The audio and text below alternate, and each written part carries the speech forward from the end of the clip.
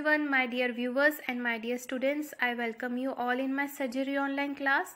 Last time we have done with the thyroid anatomy and hyperthyroidism. Today topic of discussion is goiter. The diffuse enlargement of the thyroid gland is described as goiter. Now comes to the classification of goiter. The simple goiter is puberty goiter, which occurs during the phase of puberty. Also, the iodine deficiency goiter comes under the category of simple goiter.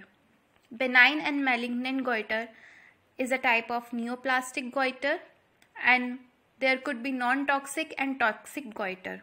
The toxic goiter examples are Graves' disease and secondary thyrotoxicosis and multinodular goiter. Here I have shared the picture of solitary nodular goiter and diffuse thyroid enlargement, so you will be cleared how to examine and diagnosis during your clinical practice. The type of goiter, especially multinodular goiter, is oftenly asked during the examination. Multinodular goiter is the end stage result of diffuse hyperplastic goiter.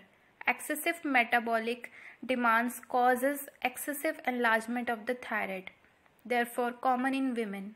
Metabolic demands increases during puberty. A goiter appearing during that period is called puberty goiter. Goiter can also develop during the phase of pregnancy, and it is called pregnancy goiter. Both puberty and pregnancy goiter are physiological, and the long-standing goiter may develop into multinodular goiter. There is too much increased level of TSH, and T3, T4 are comparatively normal, and these conditions can be treated by giving tablet thyroxine. Iodine deficiency goiter is due to the insufficient intake of iodine and can be treated by iodized salt. Another reason could be smoking and consuming alcohol, and due to the presence of uterine fibroids.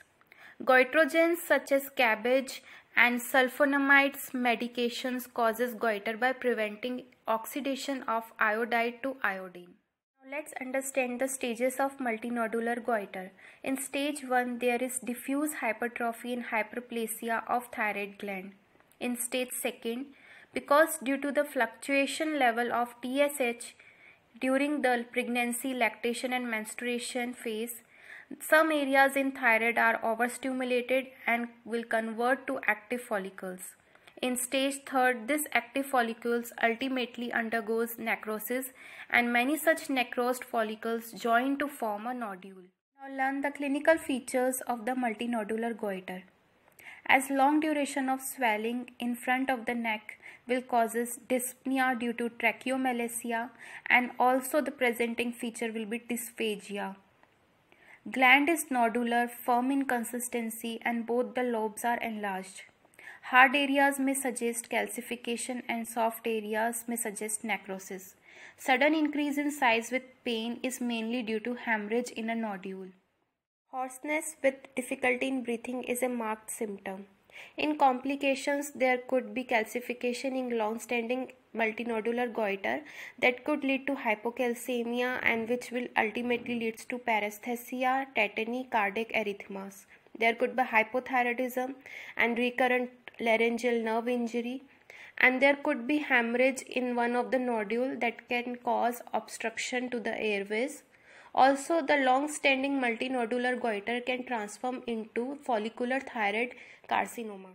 Patients are recommended for the investigations like routine blood and urine test and thyroid function test, indirect laryngoscopy. Beside that, other imaging techniques used are MRI, CT scan, X-ray to look for the compression over trachea and calcification in long-standing multinodular goiter. Indirect laryngoscopy is done, isotope scan is done by using tracer dose of radioiodine, and fine needle aspiration test is also done. In management, thyroxine replacement is done along with radioactive iodine is given. If the treatment doesn't work, then subtotal thyroidectomy is done.